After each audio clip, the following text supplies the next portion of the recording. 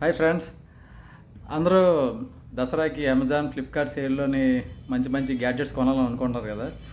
సరే, ఎవరైతే కొనాలనుకుంటారో దయచేసి ఒకసారి ఈ వీడియో చూడండి.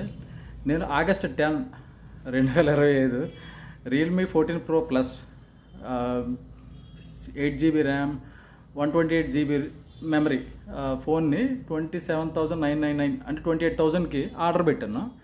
నాకు 17th ఆగస్ట్న అమెజాన్లో ఏం పంపించారో చూడండి. ఇది నేను అమెజాన్లో ఆర్డర్ పెట్టింది. చూడండి, ఒరిజినల్ బాక్స్ కూడా ఒరిజినల్ బాక్స్, ఐఎంఐ నెంబర్స్ అన్నీ ఉన్నాయి. ఇది అమెజాన్లో నాకు పంపించాను, చూడండి ఒకసారి.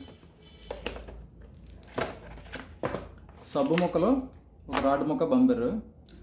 అమెజాన్ బాక్స్ ఇదంతా ఓకేనా. మళ్ళా నాకు చాలా ఫైటింగ్ అయిన తర్వాత నాకు మొత్తానికి అమెజాన్ నుంచి రిఫండ్ రావడానికి చాలా కష్టాలు పడ్డాను. లిటరల్లీ నాకు సరదా తీర్చేశారు. ఇప్పుడు నాకు స్టోర్కి వెళ్ళి నేను కొనుక్కున్న ఫోను.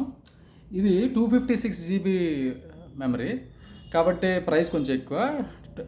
ఎంఆర్పి ప్రైస్ మనకి చాలా ఎక్కువ ఉంటుంది. బట్ నాకు 28,000 చెప్పారు, 32,000 చెప్పారు. నాకు ఫైనల్గా 31,500కి నాకు ఫోన్ అయితే ఇచ్చారు. ఇదిగో ఫోన్ చూడండి.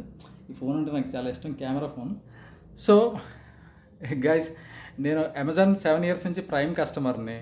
7 years నుంచి నేను ఆల్రెడీ 3 మొబైల్స్ కొన్నాను. OnePlus 5T కొన్నాను, 3 శాంసంగ్ మొబైల్స్ కొన్నాను, ఏసీ కొన్నాను, వాషింగ్ మిషన్ కొన్నాను, చిన్న చిత్తగా గ్యాడ్జెట్స్ బోల్డ్ కొన్నాను, స్మార్ట్ వాచ్లు ఇవన్నీ బోల్డ్ అని కొన్నాను.